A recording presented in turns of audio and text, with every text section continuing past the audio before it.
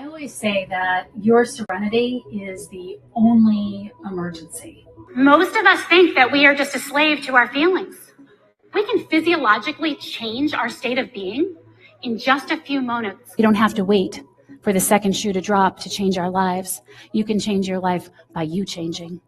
I was a practicing psychotherapist for many years. I had a private practice. I taught at the graduate level. I specialized in couples therapy. I was in therapy of my own, and I believed that I was on top of all of my unconscious thoughts. That's until my world came crashing down. Now, the quickest way to recondition is to be a couples therapist who's arrested for domestic violence.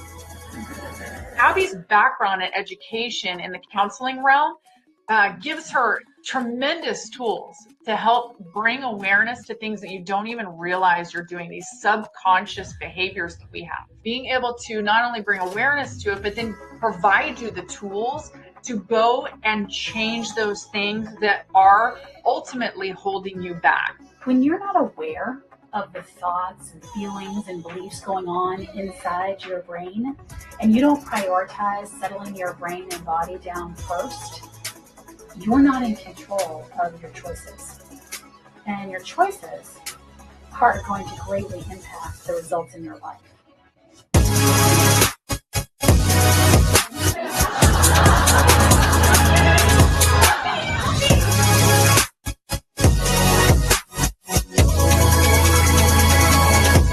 In my work now, whether it's one-on-one or in groups or with audiences, I provide a space for high-achieving, insight-oriented people to awaken to the areas of their life where they're self-sabotaging, to align with their worth and their purpose.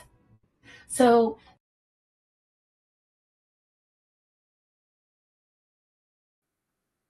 welcome, everybody, to Together We Serve TV show.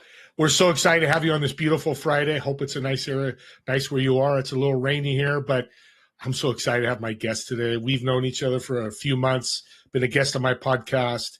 And, you know, the best kept secret to leading with ease and impact. Two things, ease and impact. Who would want to lead like that? Well, we've got some secret sauce here. We got a lot going on.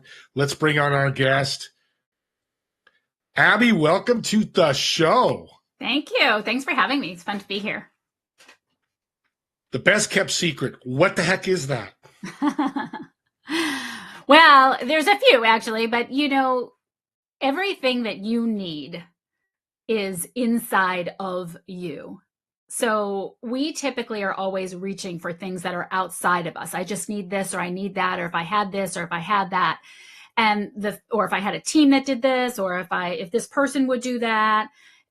The truth is, if you change what's happening inside of you, literally everything around you will change, including the people that you think are in your way. Okay, who's in my way?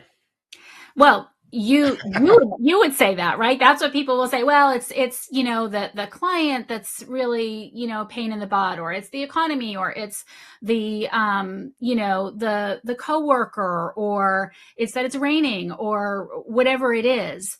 There's always something that we are thinking that we need to change and fix in order for everything to go better. When I make this amount of money, I'll feel better. When I have this, I'll feel better. When I do this, I'll be able to retire. And the truth is, you know, if you think about your entire life, I know for my entire life, you know, when I was in elementary school, I was like, oh, I just want to get to high school. You know, when I get to high school, then it'll be okay. And then I got to high school and it's like, well, I just want a boyfriend. And then I got a boyfriend. It's like, you know, I'll feel better when I get into college. Then I can relax. And then when I get my major, no, it's really when I get that first job. Now I just got to get the job and then I'll be able to relax. I just got to get the house. And then I just got to get married. And then once I got married, it was like, okay, then I struggled with infertility. I was like, if we could just have the baby, everything will be okay. And then eventually it was just like, if I could just get divorced, you know, like this is how we live our lives, always seeking that next thing.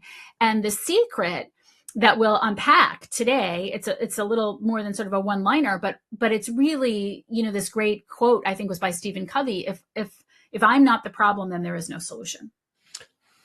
Yeah. And so really embracing that am beginning to understand what that means, how to look at your inner world, how to, and I said in that video as well, your serenity is the only emergency. And that's really the secret to the whole thing. Well, as you're talking, I'm thinking consciously, I see you, we're on a TV show. Conscious is easy for everybody. I look, I've got this, it's possibly raining. The problem is the subconscious. It's hard to access it. Talk about how you access, like, for say, my subconscious to help me grow and be a better leader, a better person. Well, I mean, the way we are always emitting information. We're always manifesting. We're always manifesting whatever's happening in our life. We have manifested. So it's not like I go in and pick apart your subconscious, but when you come to me and you're telling me, or I'm speaking to an audience, whether it's on my podcast or whether it's live, there are certain things that everybody is struggling with. And they tend to be, a lot of them tend to be similar things. And when your life is showing you one thing and it's not what you want it to be, whether it's in business or money or relationship or whatever it is, then there's something happening subconsciously that you are not aware of. You're creating that. And that's something that's easy for me to see when we start discussing what's going on. Yeah. Accountability. To talk about that, because that's what leads to this. Any good coach is not going to tell you what to do. He's going to make you accountable and see what you see that I see. This is happening. This is happening. And once I am self-aware and realize problems can be solved easier.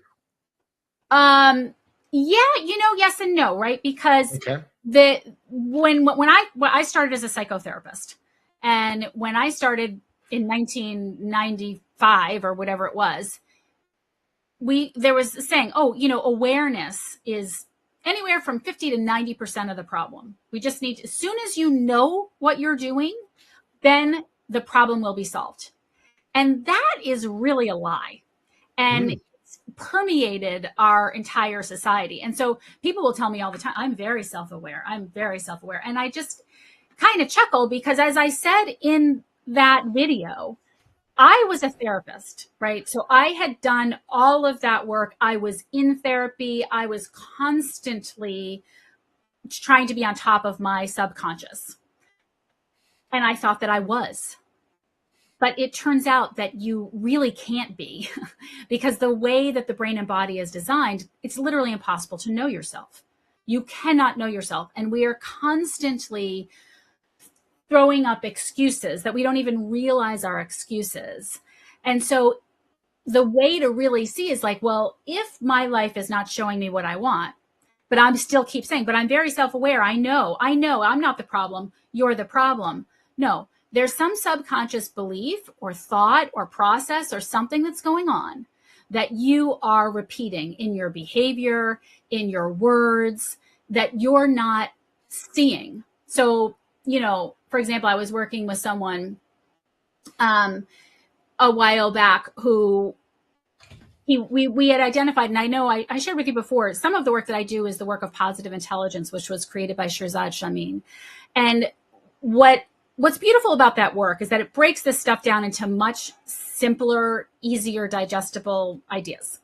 And so there's a saboteur assessment that Shirzad has, and there's 9 saboteurs. And you could have the pleaser, you could have the avoider, you could have, all these different ones. And so this person had the restless, and he was trying to build a business, and he would go and sit down every day to work, and he would come and into his session, and he'd be like, oh, he's doing this and he's doing that, and my restless saboteur is just getting in my way, because the restless saboteur is always telling the person, hey, this is the way you solve this problem.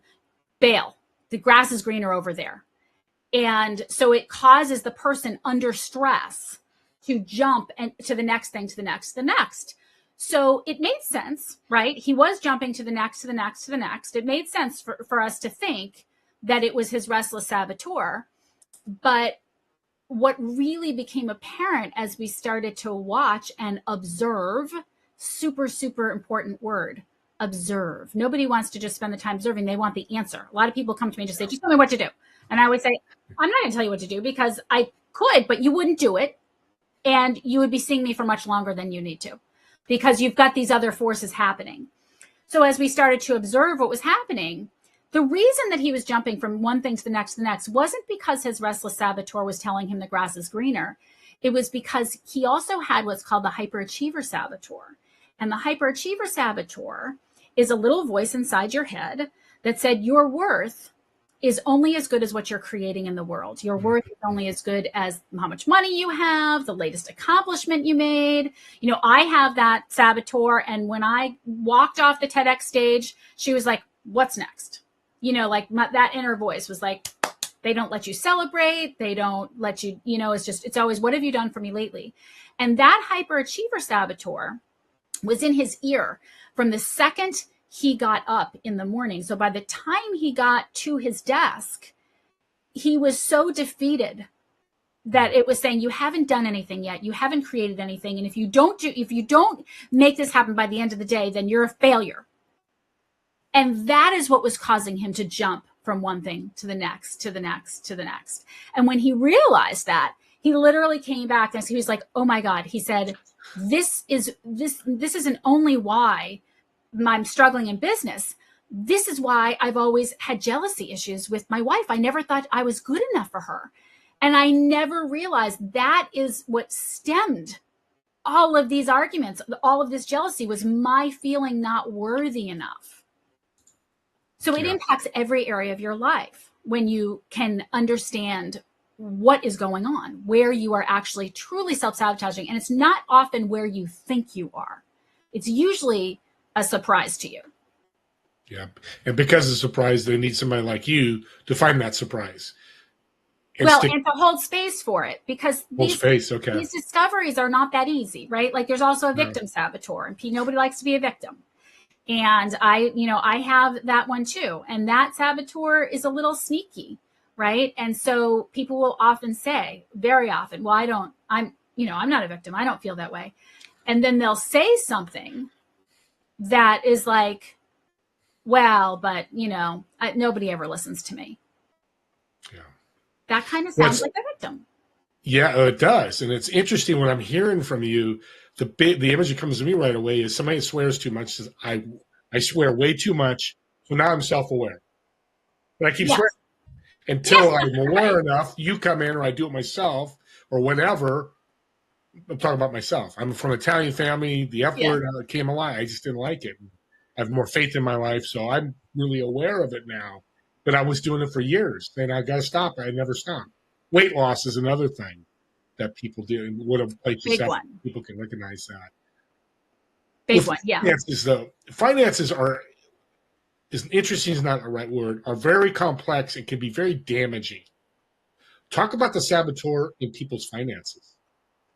Well, I mean, when, for example, it depends on what context, but if someone is struggling financially, it can often be that they have that hyperachiever saboteur that is saying your worth is only as good as the money that you make. And this is where, when you talk about leading with a servant's heart, and I always say this, this is where things get really dicey for people, because I believe that everybody at our core, at our essence, when we are not under stress, which we are at least 70% of the time, that's a pre-COVID number from McKinsey, and definitely it's much more than that. When we're not under stress and the body isn't responding in a stress response, I believe that everybody genuinely is generous and giving and kind of heart. But when we're under stress, like we're not making the money, we're not doing all of these things, what happens when we get under stress is we get very self-focused. And it's a natural evolutionary response and problem. We start to think about, what do I need? Why isn't this going my way? We become very self-involved, and we focus on what's happening in our environment, the way that we look, how much time we have to get something done. And when we are in that place, guess what? We're not in that giving, loving, generous place. And when you're not there, then you're pushing your business, you're pushing for money. And when you're pushing for money, you are in lack. You're sending a message to the universe that you're in lack. So the universe gives you more lack, more things because in the quantum, like attracts like. So the universe says, oh, you're feeling lack? You want something? That means you're in lack of it. I'm going to give you more lack. And it matches that. And then there's more and more stress. And so people are pushing for money. And you can tell when someone's pushing for money, it doesn't feel like they're being very giving of heart. So again, back to the secret of impact, of how to grow your business in ease and flow, rather than by pushing a boulder up a hill. It makes for not just a more peaceful life, but a business, a well-oiled machine. I think everybody in the audience is raising their hand going, I want ease and flow in my business. Oh, we've all been there, right? We've all been there where it gets very stressful. And to your point earlier about, it's you said you wanted to do this, but you didn't. I mean, how many times have we said, I'm going to do this, and I don't do it. And then you wake up the next morning, you're like, oh my God, especially if it's like eating all the things, right? Yep. And I'm going to, in the clip that I gave you to play in the middle, I'm going to actually tell a story that's about authenticity. And it's actually about how authenticity is harder than we think that it is. And I tell a personal story of when I was being very inauthentic, because I was unbeknownst to me in a stress response. And what happens is not only that, but I was inauthentic and we are inauthentic because this brain and this body it's a machine. We are designed to survive. And the thinking mind is designed to retrieve information that from things we've already learned. It's not really meant to run our lives, but that's what we've told it to do. We've basically, our education system, everything is how well you can think, what you can do. That is not what it's for. And so what has happened is our brain and our body has become the master, and anything we think, we believe. And we are in these automatic programs that we don't even realize. I mean, how many times have you been like driving down the road? I just went for a walk and I was like, where did I just go? I don't even remember. I was on a thought process that took me down a hole wherever I was. And so we keep doing the same things and we don't realize it because that's what the brain and body are going to do. We are habitual beings. We are beings of habit. Yeah. So you have to be able to observe that, to stop. And it's really an act of will to make a different choice. Yeah. And having someone that can say, look at what you're doing. Look at the part that's out right now. Who's talking to me right now? It's the part that wants to know everything. That's the part. Yeah. That part is not curious, for example. Right. And a lot of this, I can't put a number up, but some of this stuff is mental. Yeah, swearing. A lot of people swear. I watched TV shows. It wasn't huge, but let's talk about that big things. Let's talk about business, what we do in business that could really affect us. That could be make or break. I stay in business or don't because of some of these habits and saboteurs that I have. Talk about how you handle that with clients. Well, I'll give you an example. I had a client who came to me and she was literally, or she thought she was on the brink of bankruptcy, and she almost didn't come to her appointment. And she said, I almost didn't come to this. I'm having the absolute worst, day of my life. And she was just covered in shame because her mind was telling her that she had failed and, she was going to maybe have to do layoffs and money was short and all of these things.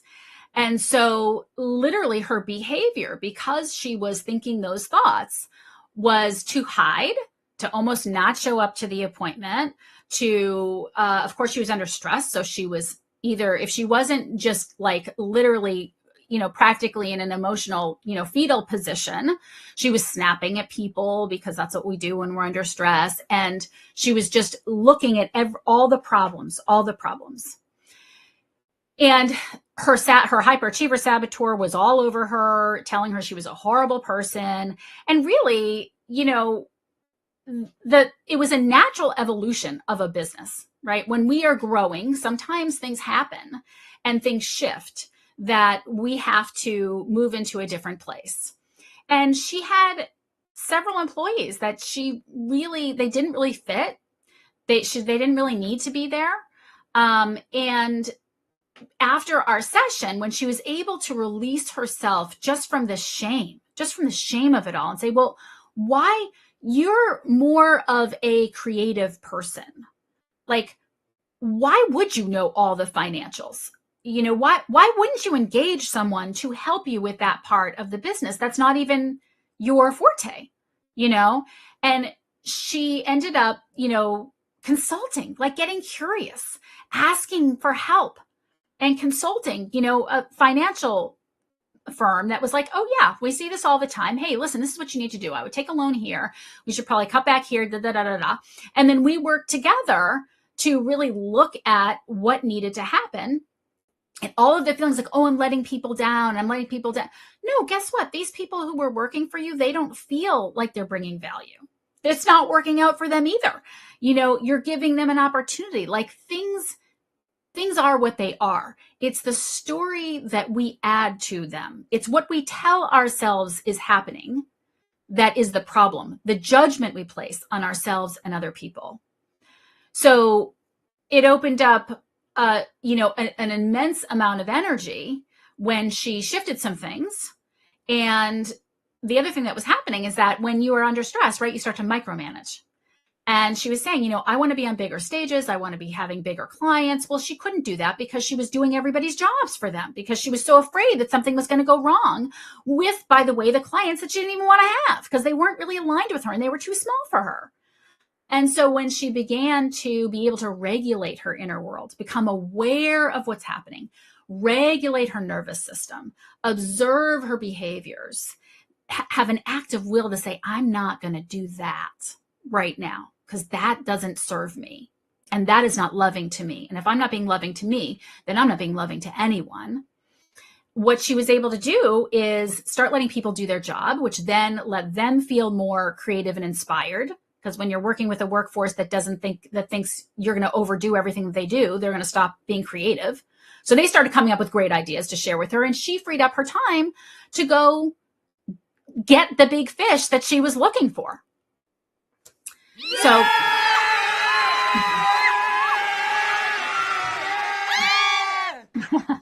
oh, that's an audience. Yeah, that's powerful. A couple things is regulate your self-love and your self-awareness. Self-service.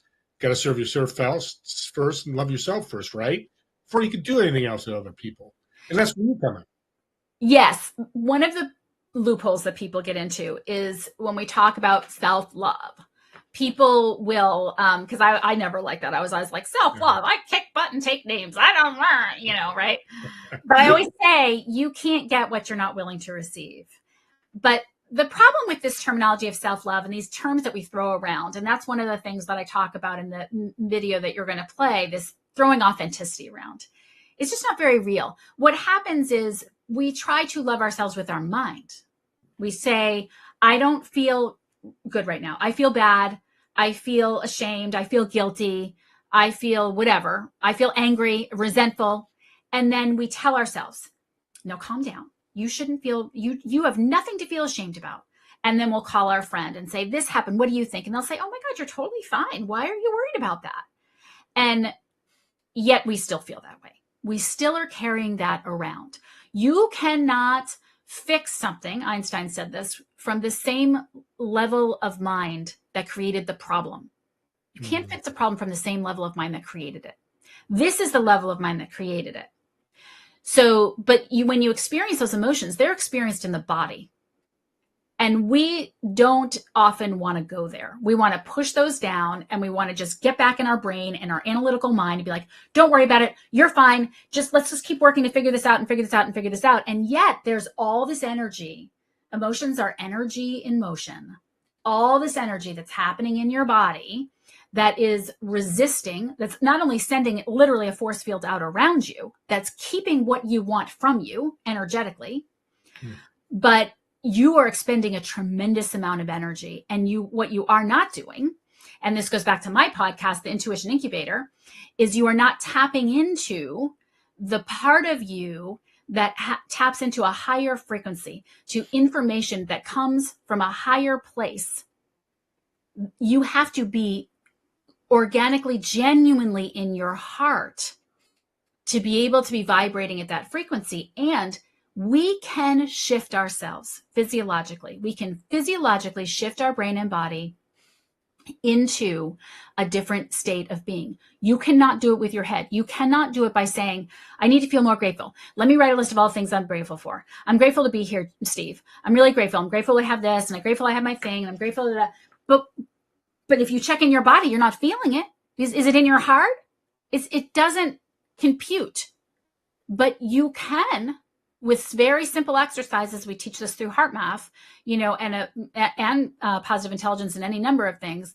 You can physiologically shift your body. And this is why I say your serenity is the only emergency, because once you look at your physical state, if you're thinking negative thoughts, you're in saboteur land. That's your clue. Thinking something negative, I'm in saboteur land. Okay, that to me is an emergency. I need to shift that. That's my focus now. And so then you need to stop thinking and do an exercise to shift, to genuinely get into your heart, into gratitude. And you and I were talking on my podcast. I had you on my podcast recently. And, we talked about one really simple thing is going and being of service to somebody else. When you are in a snit, whatever, it doesn't matter what it is. It literally doesn't matter what it is. And you say, I'm in this snit. I can't get out of it. I could call somebody and just complain. But that will just groove the same neural networks in. Where can I be of service? Who needs my help? Is there, who can I even just give all of my attention to? Can I come to this and just say, how are you doing, Steve? Tell me what's going on with you. And just put all of my, authentically putting all of my attention on you. Now I've got my attention off me, and immediately different parts of my brain are firing. And my analytical mind is closing down, and the stress centers are closing down, and it's opening up the areas of curiosity and collaboration and communication and all the places where business problems are really solved. And you're plugging into your intuition. Yeah, I love that, because that's what I talk about. We again talked about when you're on my show and you're on I was on your show. The emotion comes out because when you serve, you feel good. I tell you, I do it every day. I get an email. Oh my God, it was a great call. Got an email late this morning. Man, thank you so much. You really helped. You're a blessing. Just those 3 words changed my attitude, changed my emotion, and try to push them away a little bit. So you're absolutely right. Anything to do good, maybe it's $20 to that guy sitting in the corner. I don't do it, but if you want to do that, you're going to feel good. And I tell people to feel good could be 5 seconds, 5 minutes, 5 years, 5 months. Doesn't matter. It's just putting out the good. We're coming to the end here. We're going to talk about unlearning. It's a phrase she has. You guys got to stay and listen to this, because it's very unique. And all this stuff can be done by yourself, but an expert like Abby is going to help even more, because the accountability part. Like you said, I'm going to quit swearing, but you see me next week and I say, F. So you're like, well, it's the unconscious part. It's the inability to truly observe ourselves, because the machine is always working. Yeah, we have to. So, but you're telling me there's a hope, because there's a solution to this. Oh yeah. What a way to end the segment. She's so good. Love her as a guest. So let's take a break. She needs some water. She's been talking a lot. We'll be back in 5 or 8 minutes. Watch this wonderful video.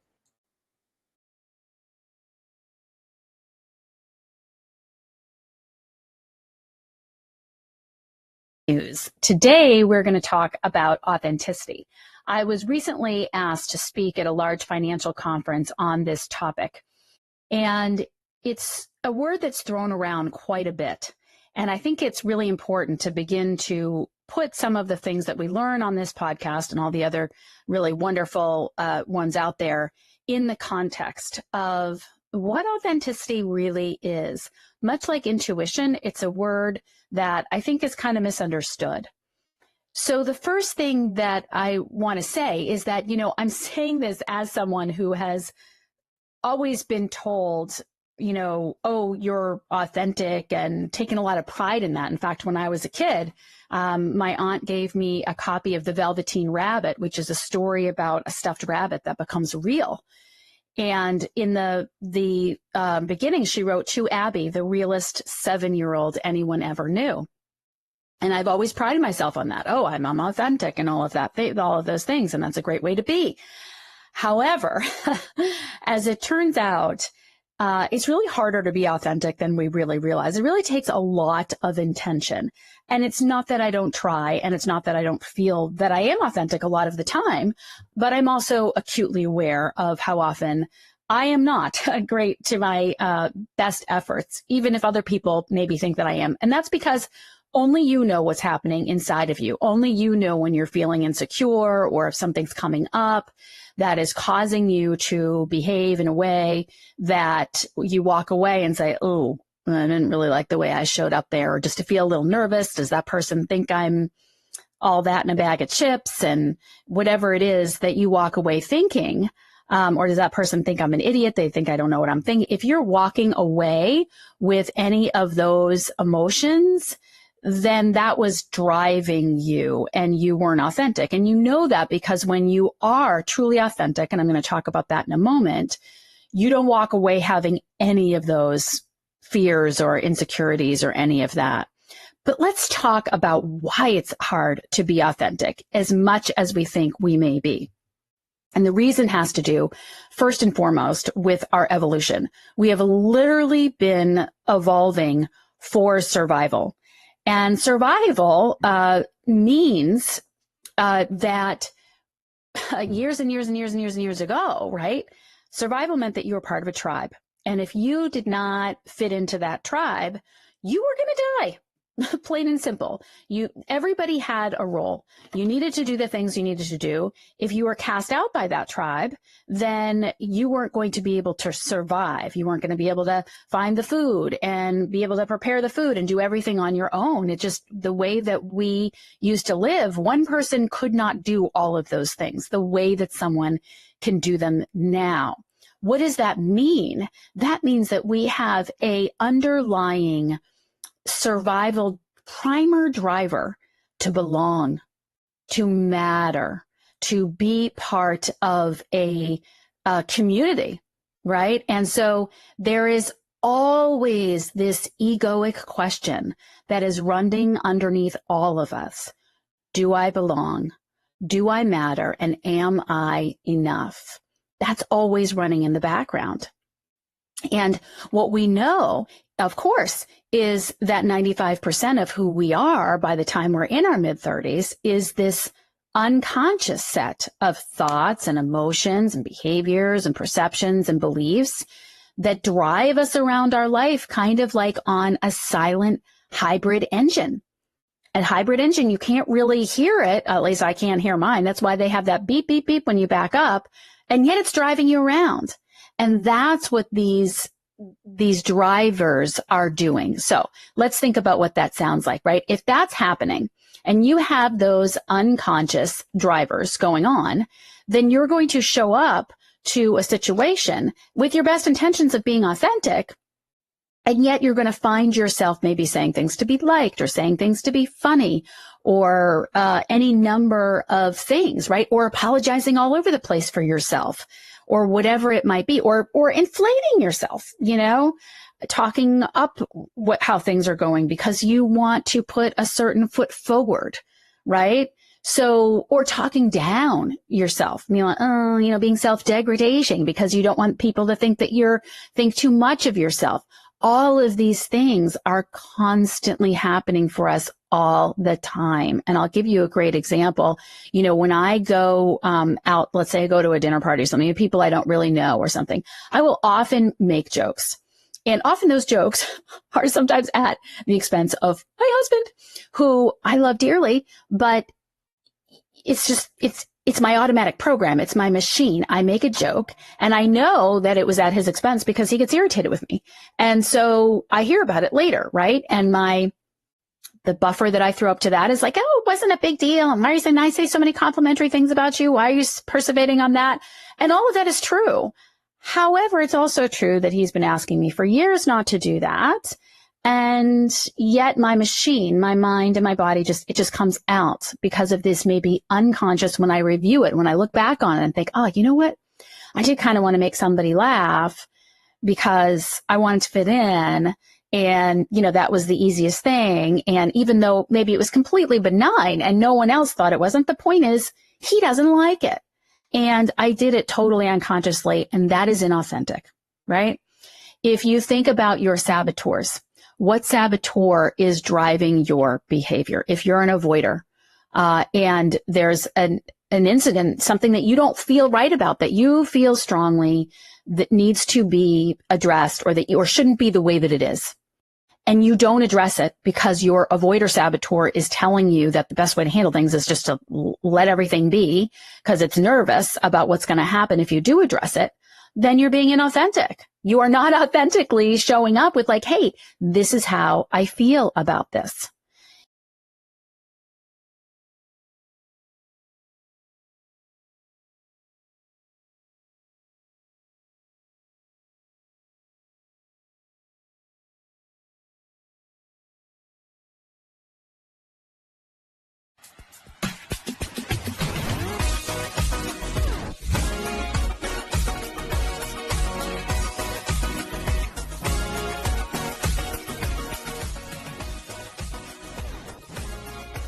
Welcome back, everybody. Wow, look at that hair. I've been running around trying to take care of my great guest. What's your saboteur? She talked about it in the first segment. I've written a couple down for me that I'm going to work on. And being aware, like she said, is part of it. It's taking action. The phrase, and she's probably going to correct me, she's already corrected me twice on this show, which I love. So I love being a host because I get to learn and be corrected the right way, is talk is cheap. And I think kind of in a way she's saying that. I could say I'm going to quit swearing, keep saying I'm going to quit swearing every week. I never do. I guess talk is cheap then until I take action to do what I say. And that comes in so many levels, life and business.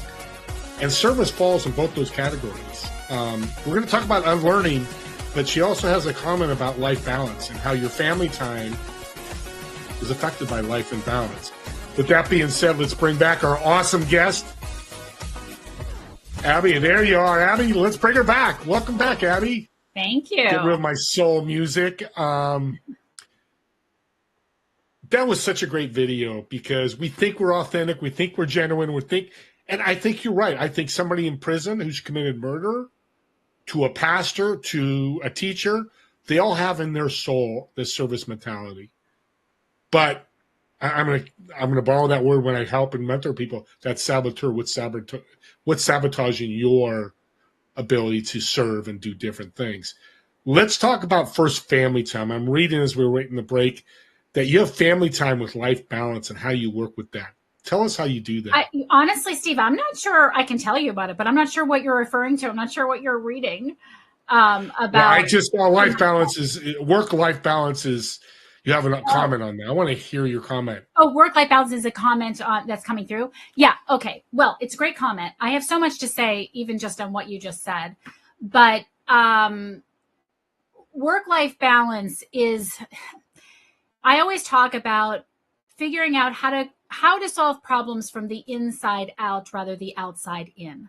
So people will talk about. I'm just doing all the things. I don't have enough time. And so what they'll do is they will create space, like, okay, I'm going to do this for this amount of time and I'm going to do this for this amount of time. Or, and they're trying to do these things from the outside in and come up with a plan that's going to work.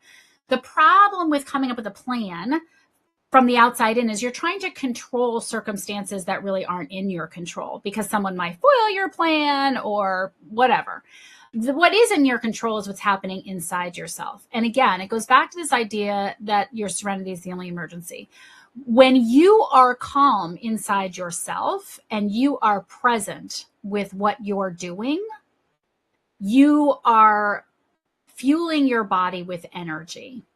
So part of the question around work-life balance is, what is the motive behind finding the work-life balance? Are you burnt out? Are you exhausted? Is that why? Or are people complaining that you aren't, spending enough time with them? Those are kind of two different things.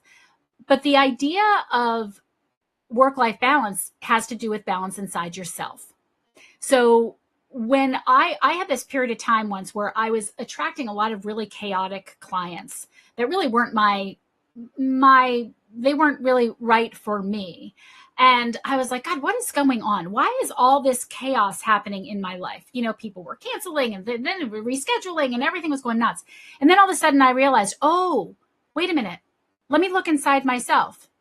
And I was a hot mess in there.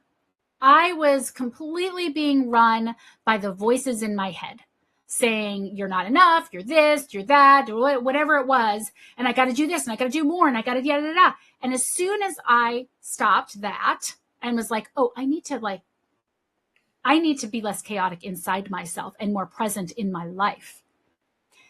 All of those clients went away and all of the perfect clients showed up. You can be the time. It's not a time thing. It's a presence thing. You can be, if you are present with your family or your child, 5 minutes of focused presence is 1,000 times more valuable than 3 hours on a couch next to them of this. Or You have to be grounded inside yourself, because when you are, you're not asking these outside questions. How do I find work-life balance? You are feeling inside yourself. You're feeling into your day. You're feeling into that moment. What is speaking to me? What is bringing me joy? What is the thing that I most want to do right now? If you let that intuitive inner part of you run your day, it's not even a question of balance. I don't know if that makes sense. It's more. Well, it makes a lot of sense. Yeah. And that's a question I wanted to ask. So I got to it. Eventually, we talk about it all the time, and there's coaches out there that teach that. And I'm like, bollocks. There's no such thing. I mean, the CEO could have $100 million company. He's going through a divorce.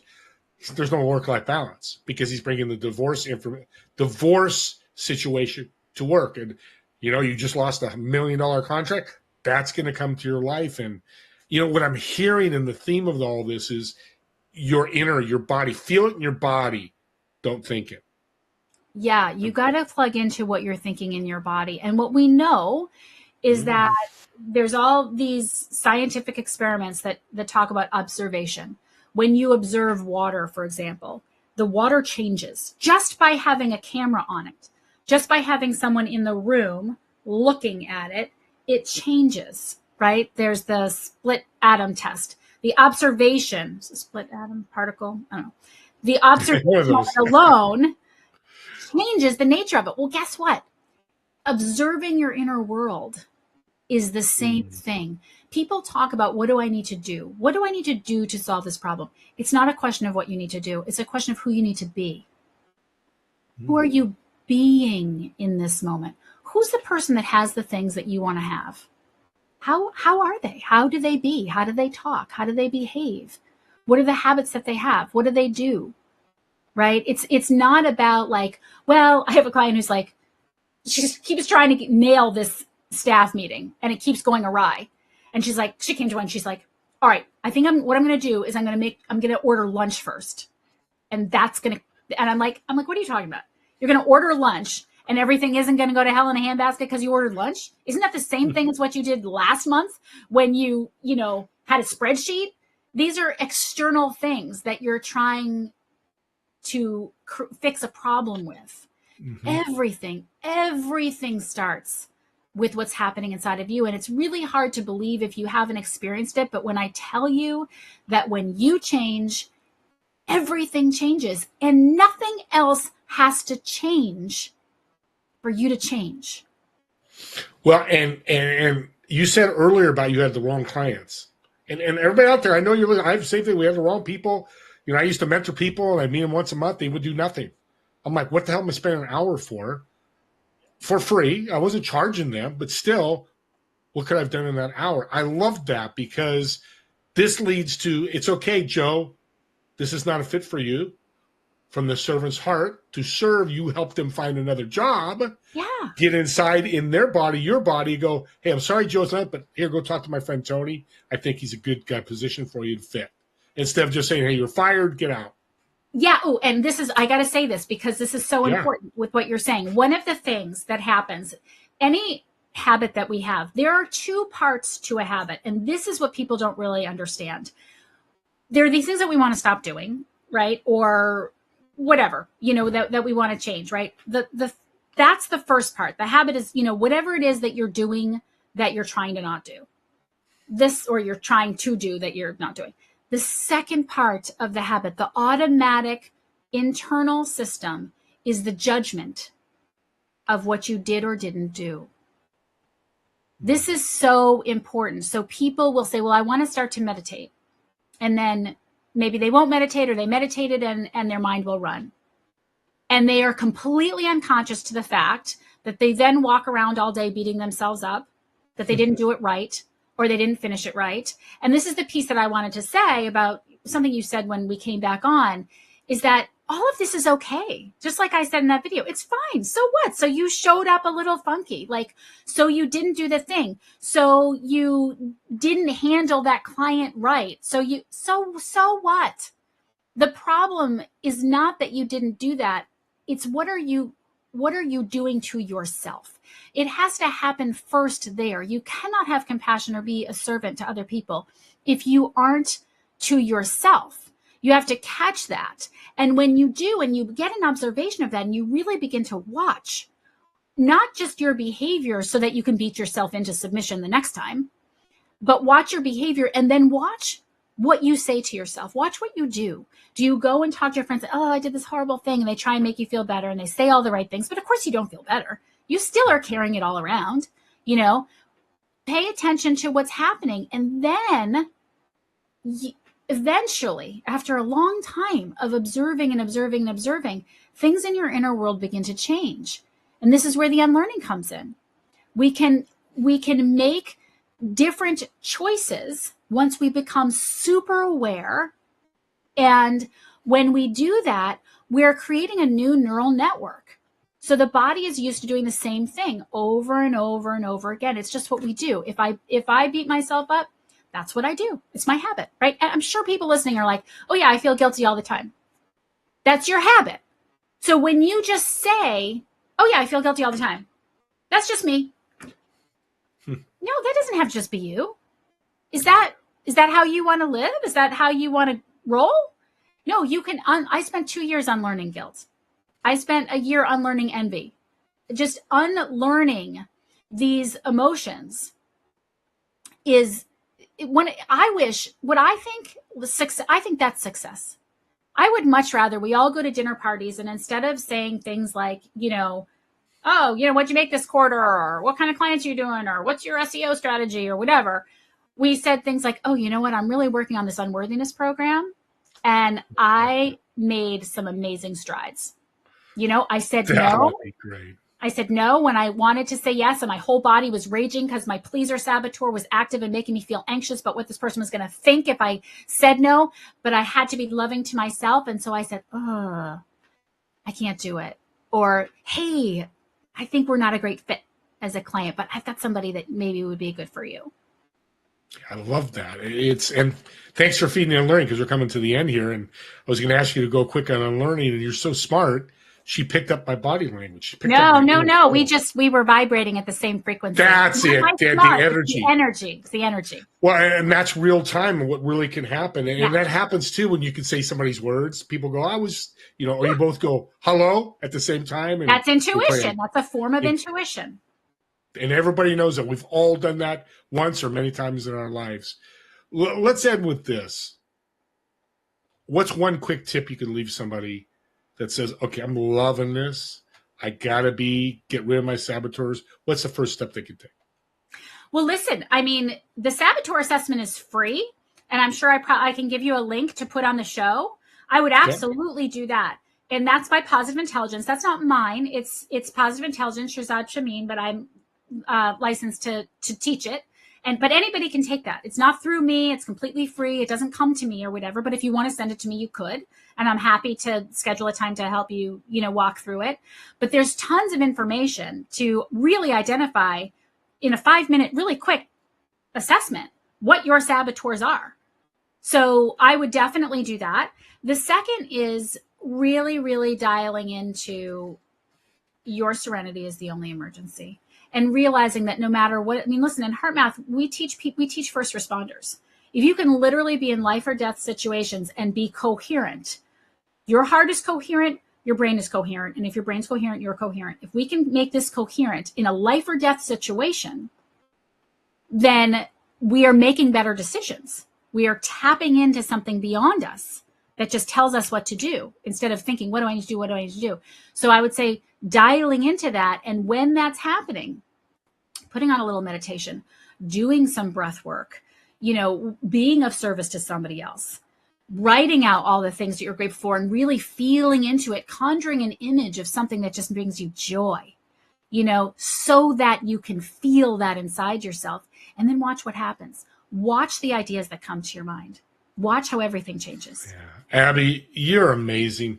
Audience, reach out to her. I'll have the information for you. Reach out to me if you don't. I'll connect you with her. Let's end with a fun little question. I know you wanted to know what the question was. I did, because you asked me hard questions. I've got a Learjet set up for you over in the airport near your house. You've got 4 seats. You're always obviously sitting in one seat. What 3 people are you going to invite, dead or alive, to fly with you, and where are you flying to? And not my family? You can bring your whole family if you want. That's what I would do. I would bring my family. I think if I were going to do that, but if I were let's bring your family. Which 1 or 2 people you'd bring that you'd really want to spend a 4 or 5 hour flight with? I want to talk to Sadhguru. I would love that. That would be a dream, to just sit next to Sadhguru and listen to him talk. Yeah, and take care of your family as well. Family time and fun time and business time. I love it. How can people get a hold of you?